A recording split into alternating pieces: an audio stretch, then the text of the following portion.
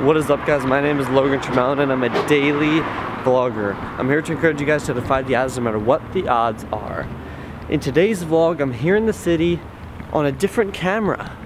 I want to see if you can vlog on the Canon 5D Mark IV.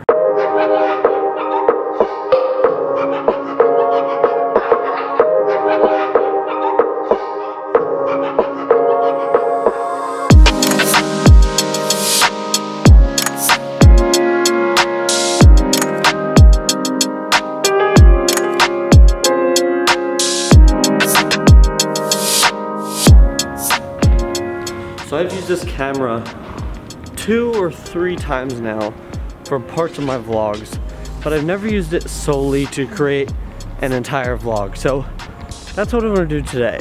I also want to focus on sharing with you, people who might be considering getting this camera for vlogging, what's good about it and what's not good about it, because there's definitely a lot of things that you should know before buying this camera. So first, the main thing that I really just wish I had in this camera was in-body image stabilizations. Like, when I'm walking, it's not terrible, but compared to my normal vlogging camera, the Sony a6500, this is shaky, and I'm not a huge fan of it. I actually used this a little bit in yesterday's vlog, which I can show you some of the footage now. But the footage is a lot more stable than I was expecting. So it's all a matter of being conscious and not shaking the camera extra. It's just trying to focus on shooting steady shots with your hands, so then in post, when you slow it down to 50% or whatever you're doing, it looks good. Now that's another thing I'm not a huge fan of about this camera. It maxes out at 1080 60p. You can shoot in 4K, but I think has a 1.75 crop or something crazy like that. So right now, I'm taking advantage of the full frame and taking advantage of the amazing 1080p, which I'll get into in a second. But the max frame rate I can shoot in is 60, only giving me a 50% slow-mo. And coming from my Sony a6500, that has 120p, and I can bump that down to 20% slow-mo.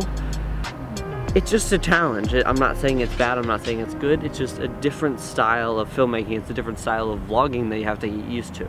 Now, I talked about the weird crop in the 4K. Now, another thing that I don't like about the 4K is it's a weird codec. It records in like a raw JPEG file that my computer doesn't know and Premiere doesn't know, so I haven't even really looked into figuring out how to edit that properly. On the good note, the Canon 1080p is amazing. There's a couple more things I need to say that I don't like about this camera, but before I get into that. Now, I was having an issue with the autofocus on this camera, but I just figured it out. What I did was I went to the autofocus settings, went to the 6th case, and bumped everything up to the max sensitivity. I was having an issue where, like, if I put my hand in front of the camera, it like wouldn't focus on my hand and just stay focused on my face. So then if I like was trying to change focus to something closer, it wouldn't change. To solve that before today, all I would do is switch it to manual focus, do it in the lens, make it look buttery smooth, and then switch it back to auto for vlogging stuff. But now I figured it out that you just bump up the sensitivity on everything, and the autofocus seems to be working a lot better. One other thing that seems to be an issue sometimes is the lens making stabilization noise. Whenever I turn the lens stabilization on, which I need because the body doesn't have stabilization, it seems to make like a weird ticking noise, and when I'm in quiet environments with no background noise at all, you can really hear it just like you did in my vlog intro yesterday. I'll play that now.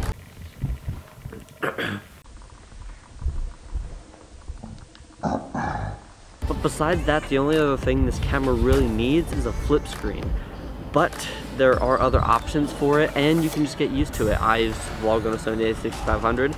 I am 253 days of daily vlogging in, and I've never vlogged on a flip screen. So that's the bad of this camera. Now let me talk about the good. Now, a couple times I mentioned the amazing 1080p. Coming from Sony, the 1080p on Sony is like not the greatest looking. You have to do a lot in post to make it beautiful, but on the Canon, it just, the 1080p on the Canon honestly looks just as good as the 4K on my Sony, and I love it. I've been shooting on 1080p this entire time, every single video I've made on this camera, and I have no need to even figure out how to use the 4K yet because I'm satisfied with the 1080p.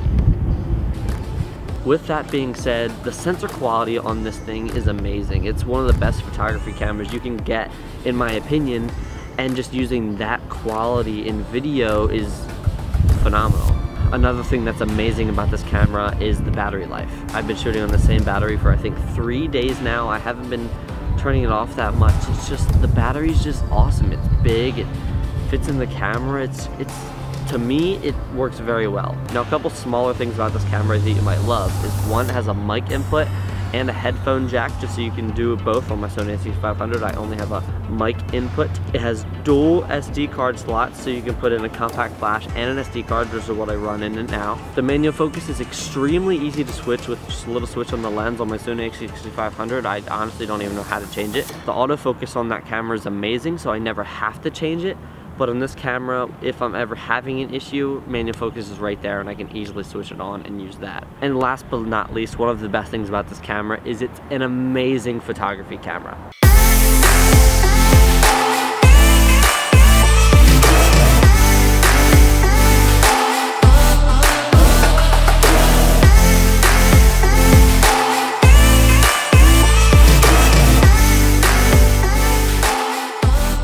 Now, if you're looking to vlog, do you think the 5D Mark IV is the right camera for you?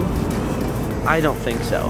I think there is a better option, just like the new Canon EOS R. There's a couple reasons why I'm actually considering that for myself. One is it has the same exact sensor as this camera does, so you're gonna get the same beautiful colors, the same image quality that I love from this. You're gonna get that same beautiful 1080p. They also increased it, so now you can shoot an 8-bit, I think C-Log it is. So then when you color grade that footage, it's honestly beautiful, and then you can record 10-bit externally.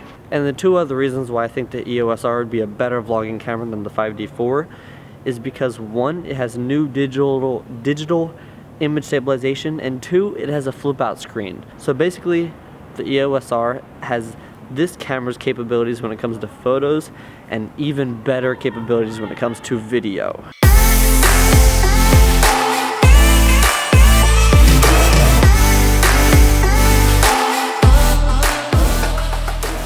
One thing I will say about this camera, or this sensor, is that its nighttime capabilities is insane. I've never shot video like this on a full frame at night, and I'm extremely impressed with it. Now, if you're looking to get a Canon camera for video and you don't want to spend all the money on the 1DX, definitely look into the EOS R. However, if you're a professional photographer and you want to do some video, it is possible to vlog or create videos off of a 5D Mark IV. If you already have it, 100% try it, because it's definitely possible. I'm actually pretty impressed with it. That is the end of today's vlog, guys. Thank you so much for watching. I hope you enjoyed it. I hope I did a good job showing you what this camera can truly do when it comes to vlogging. And that's it. I'll see you tomorrow.